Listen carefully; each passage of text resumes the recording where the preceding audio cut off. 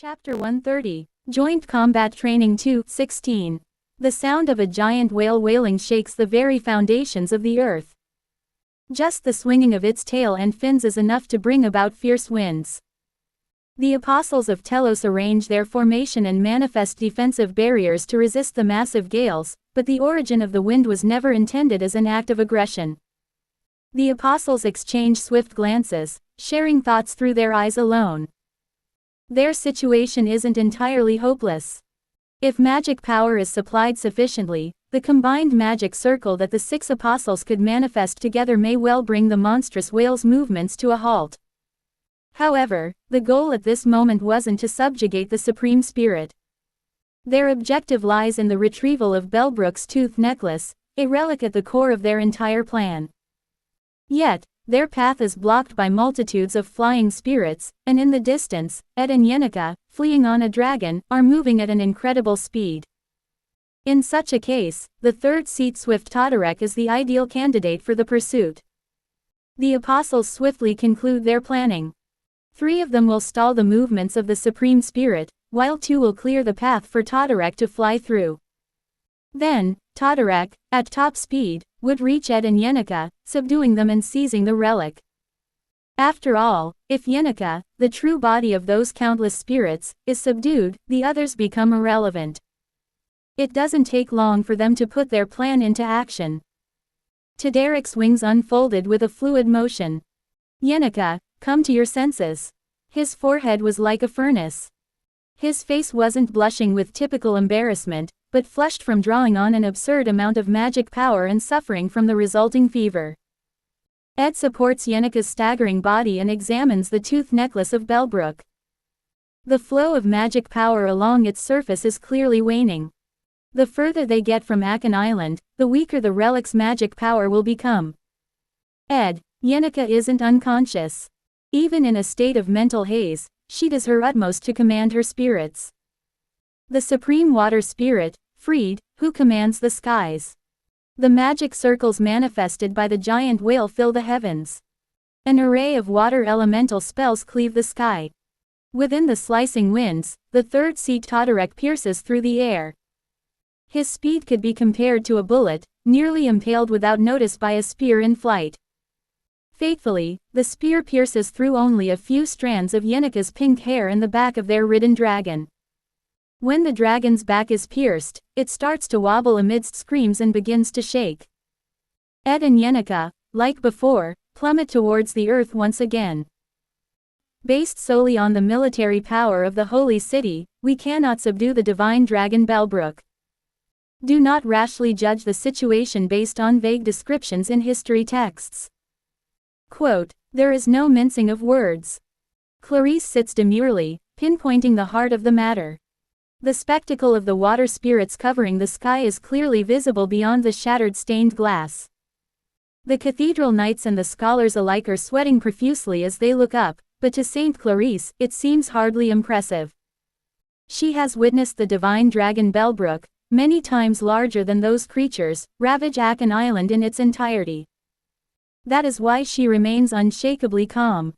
At her composed demeanor, Emperor Eldane and Archbishop Verju feel deeply unnerved. The Clarice who used to look at the world with curious and innocent eyes, who played with a pure joy, is gone. Her folded hands and seated silence bore evidence of a reality tasted far too bitterly. Sister. How could you possibly? Listen carefully, Verju. Quote, there is a man whose deaths Clarice has witnessed numerous times, a blonde noble who had fallen from grace.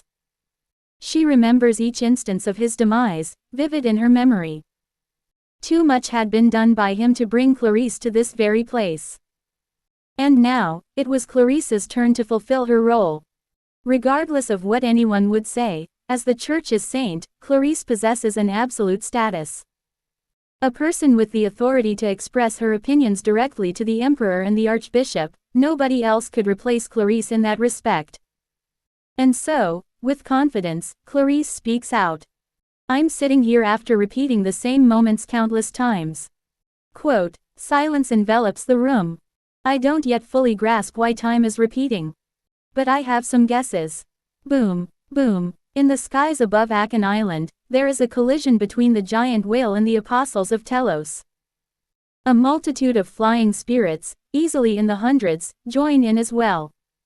Even the staff members of the academy have rushed out to deal with the crisis, spreading protective magic circles, but the giant whale doesn't seem concerned with targeting the academy. Even such a majestic scene is nothing more than noisy background to Saint Clarice.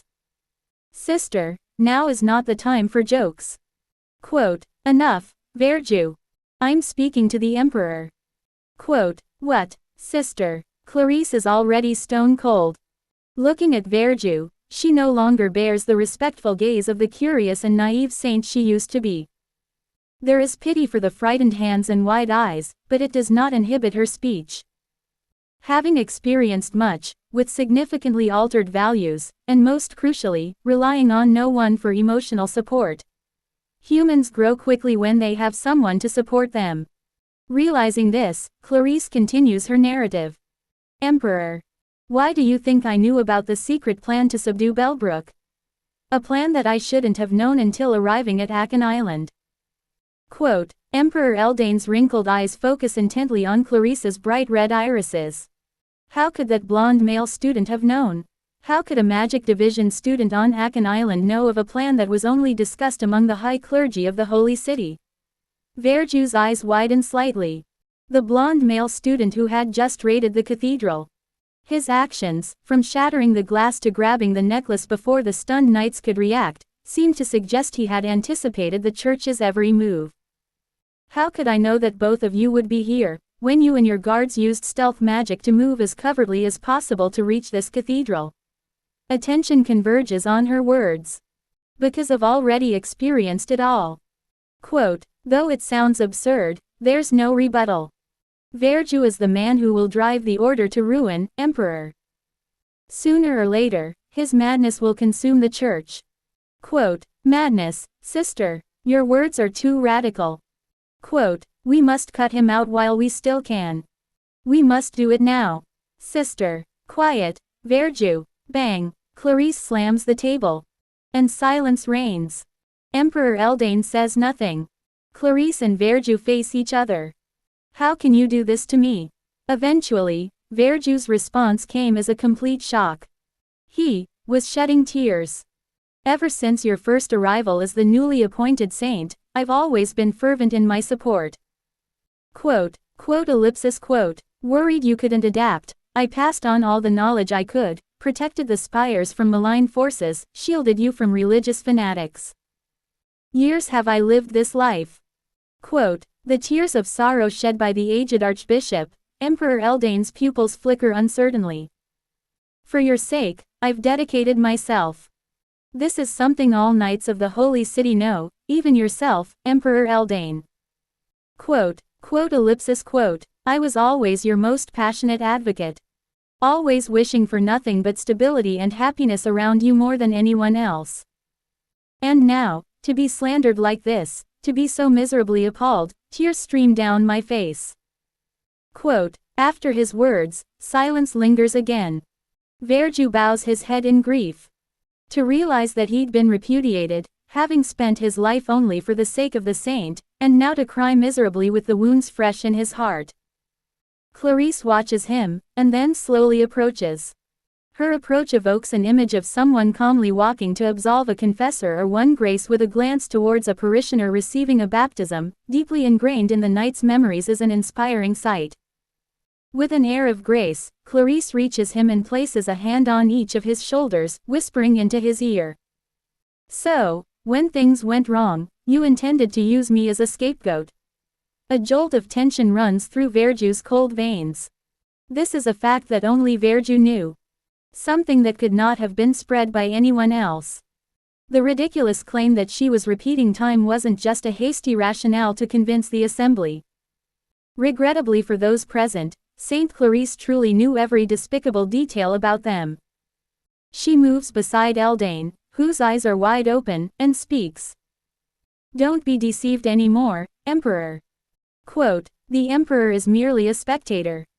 Fundamentally, he is no different from Verju as a person, but there is still an opportunity for him to choose a different path.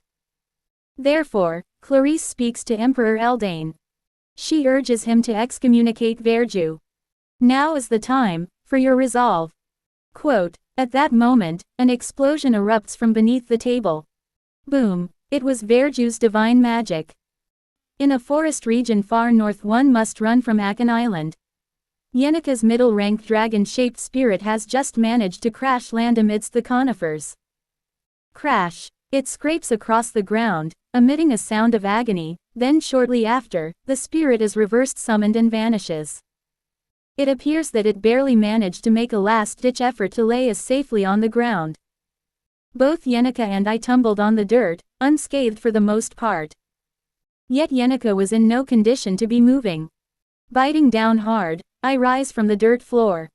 I quickly run to Yenneke, who's a distance away, to check on her. Hey, Yenneke. Are you okay? She breathes heavily as if exhausted. As I reach to check her forehead for fever, she pushes my chest. Don't. What? It's hot, you'll only get hotter. Yenneke coughs, steadying herself. It seems she's too weak to walk on her own, so I offer my shoulder for support. We must be in the Cretan woods. Quote, yeah, do we keep going? I take out the tooth necklace of Belbrook upon hearing Yenneke's question. Although there's a faint response of magic power, it's very weak. Just a little further, and we will be there. Supporting Yenneke, we continue walking. All we need to do is reach a point where the seal of Belbrook isn't affected anymore, then we can bury it in the ground or throw it into a lake to ensure no one can find it. However, things are unlikely to proceed smoothly. Boom. Should we call it landing or a crash? Given that he remains completely unharmed, it leans more towards landing. But the quantity of dust rising up is too great to be considered just a landing. Whoosh! With a single flap of wings, the dust is scattered. The man standing at the center is Todorek of Swift, one of the 3 apostles of Telos. I've faced him once before. Memories of subduing him amidst repetitive cycles of time. I was pierced by his spear in front of the cathedral, but I turned that moment into an opportunity to limit his movements, ultimately ending him with Merelda's blow. It was a case of overcoming an overwhelming difference in power with a short decisive battle. But the situation now is very different from then. It's a situation where I can't risk my life, and to make things worse, the glass ring has already been used by Yenneke. Until Yenneke's magic power returns, the ring cannot be used. Although having Yenneke on our side now is advantageous compared to before. Ed, I can't see in front of me. Keep your eyes shut until the dust settles. Quote, no, that's not it. My mind was preoccupied with Todorek's sudden appearance. Turning to Yenneke in response to her words, her pupils seemed eerily vacant while supported by me. Hey, you. It must be temporary. The timing is terrible. Quote, the side effects of the ring seem certain. It apparently drew a larger amount of mana than expected. It would take a considerable amount of time to recover. Even after this incident is over, it'll probably be hard for her to live alone for a few days. I wonder if this was too reckless, but Yenneke couldn't have faced that apostle alone without drawing such an amount of magic power. I gritted my teeth and propped Yenneke up against a nearby tree. Behind us, a man who had successfully pursued other apostles by betting their lives was looking at us. Wings stretching out from the luxurious robe, a dull chin glimpse under the shadowed robe hood, and burly muscles on the spear-wielding arm. Hand over that necklace right now. Quote, he pointed at the necklace of Belbrook's fangs in my hands. Otherwise, I might kill you. Quote, I waved my fingers in front of Yenneke's pupils, moving them here and there. Yenneke's pupils did not follow my finger, merely staring vacantly straight ahead as if frozen in a still frame. Feverish, her toes trembling, sweat pouring so heavily that the uniform shirt was soaked through. It looked difficult for her to breathe, so I unbuttoned a few buttons and pushed the shawl aside, then I wiped the sweat from her forehead and stood up. The man had come quite close. All I did was stare in Yenneke's direction. Is that girl the one handling the spirits? Quote ellipsis quote, if we don't subdue that girl immediately, my comrades might be in danger. Quote, Yenica is driven to such an extreme because she is still handling numerous spirits and blocking the apostles' pursuit. From Tadarek's perspective, he would want to subdue Yenica right away to eliminate the threatening spirits. Perhaps judging that dragging this out would do no good, Tadarek hurled his spear at incredible speed. The speed was such that it appeared impossible to evade with the naked eye. Supersonic velocity. The spear, on a straight trajectory toward my gut, had enough force to kill me in one hit, but whoosh, the speed surpassing my perception, played to my advantage just this once. A one-time protection against attacks out of one's perception, blessing of the tempest. Single quote, the wind winding from the spearhead ensnared Tadarek's body. What, I, deliberately, chose not to perceive Tadarek's spear to take advantage of the tempest's blessing. I didn't look at him, nor did I try to predict when the attack was coming. Clang, the spear deflects, creating a large opening in Tadarek's movements for just an instant. Seizing the moment, I drove the intermediate fire magic, point explosion, into his abdomen. Boom, when I turned around with the dagger, the aftermath of the explosion remained. I leapt back and drove the dagger into his shoulder. Arg, bang, the spell, explosive resonance, was released, and another explosion ensued. As said before, to defeat him, I had to rely on a short decisive battle and luck, gritting my teeth to create an opening for a lethal blow. However, without being able to manifest Merelda, there's a limit to my firepower. To truly defeat Tadarek, I needed to manifest Merelda. But Glast's golden phoenix ring was unusable. Damn you, Tadarek was knocked to the ground but managed to pick himself up quickly. The dagger had pierced through his clothes but apparently hadn't penetrated the body protected by sacred arts. There was a dull feeling when I stabbed.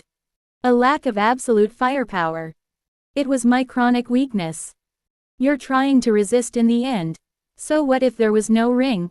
How long would I rely on pulling magic power through rings, handling high-ranking spirits while receiving penalties?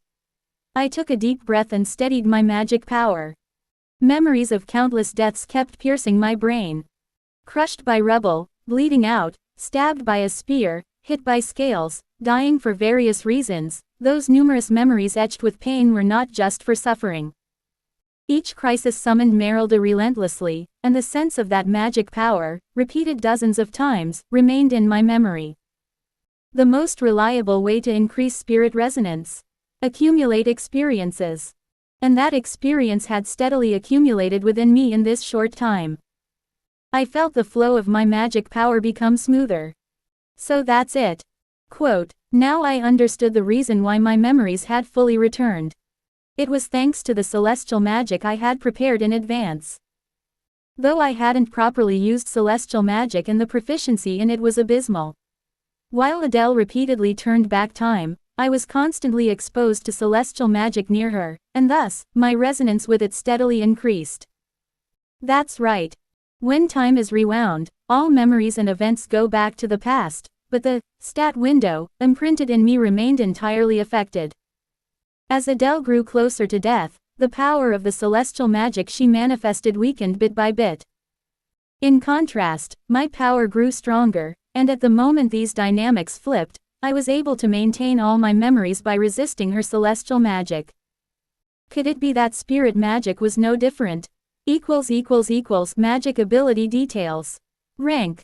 Proficient mage. Specialization. Elemental magic. Common magic. Fast casting LV12. Mana detection LV13. Fire elemental magic. Ignition LV17. Point explosion LV2. Wind elemental magic. Wind blade LV15. Spirit magic. Spirit resonance LV18 up. Spirit understanding LV18 up. Spirit manifestation LV13 up. Sensory sharing LV13 up. Spirit slot. Low fire spirit muck. Resonance stage. 5 up. Spirit efficiency. Perfect up. Phase shift enabled. Unique enhancement skill. Blessing of rebirth temporary flame immunity surge. Explosive resonance low-level explosion magic. Increased fire magic abilities. Spirit slot. Intermediate water spirit Lisha. Resonance stage. 4 up. Spirit efficiency. Very good up. Unique enhancement skill. Blessing of water's temporary physical attack immunity. Water font manifestation, low-level water magic. Increased water magic abilities. Spirit slot. High wind spirit Merelda. Resonance stage. 3 up.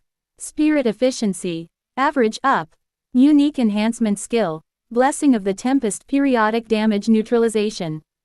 Ascending airflow intermediate wind magic. Increased wind magic abilities. Celestial magic. Celestial power expression LV3 up. Nature transformation LV2 up. Death immunity LV0. Time prison LV0. Short distance spatial movement LV0. Forced aggregation LV1 up. Phantom expression LV0. Bewitchment LV0. Robes fluttered due to the rushing wind surrounding Todorek. Even as he lowered his center of gravity to withstand the strong winds, eventually, his lifted body was thrown into a nearby tree. Even a sturdy oak swayed like ripe barley. Little conifers were uprooted, flying through the air. I worried for Yenika's safety, but strangely, the wind did not blow near the tree she leaned against. It meant the wind was artificially created. How many times had the past version of me died as time repeatedly rewound? While entrusting everything to Clarice, I had faced nothing but painful ends. Memories filled with strenuous efforts leading to demise filled me. Did those immense pains and deaths resulting only in futile struggles become null? A history of desperate struggles against an inevitable fate, was it all in vain? Fortunately, the gods shook their heads to that question. Howl. There's an old merchant saying that if you hear a wolf howl in the forest, you should plead for your life from the gods because the mountains and woods belong completely to the wolves. A wolf as large as a house growls among tall conifers stretching up high. Without drawing magic, a high-ranking spirit was fully manifested by my own strength. The piercing eyes of the great Merelda gazed down upon Todorek. Sniff. A huge hole was torn into the ceiling of the cathedral. Aside from Clarice, immune to all holy arts, everyone was harmed by that sudden explosion. The interior of the nave had become chaotic. To produce an explosion of such magnitude with divine power would need quite a long chant. Verju pretended to assert his innocence while chanting a silent spell of holy art. Here in Akan Island, surely, only Adele Saris, that girl can wield the power of time. Amidst groans, Verju carried Clarice subdued with a strangled neck, passing through the knights. The knights left with any energy couldn't resist because of it. Anointed by the Telos order, Verju isn't affected by the holy art's retaliation. He could completely overpower her. Do you think you'll get away with this, Verju? Obviously not. Just tell me where Adele Saris, that woman is, that's all I need. All the plans had gone awry. There was nothing else to do now, no escape route. And yet, Verju seemed determined to go outside the church as if he had something left. If everything has already fallen apart, then at least. Clarice gritted her teeth, trying to break free, unable to overcome the difference in strength. Only desperation welled up. It was the last chance, she was almost there, but she let her guard down at the very last moment. Verju's snap judgment and boldness exceeded her expectations. Bang! Just like that, Verju kicked open the church's main doors. He intended to take a horse from the carriage and go somewhere. However, you're a bit late this time. Quote, there was a girl sitting atop the carriage, leisurely chewing on jerky, with droopy eyes. Unaware of who the girl was, Verju didn't understand why she appeared here. Welcome. I've been waiting for you. Quote, however, Clarice, held by Verju, understood. There was no longer an escape for Verju. The talks are over, then,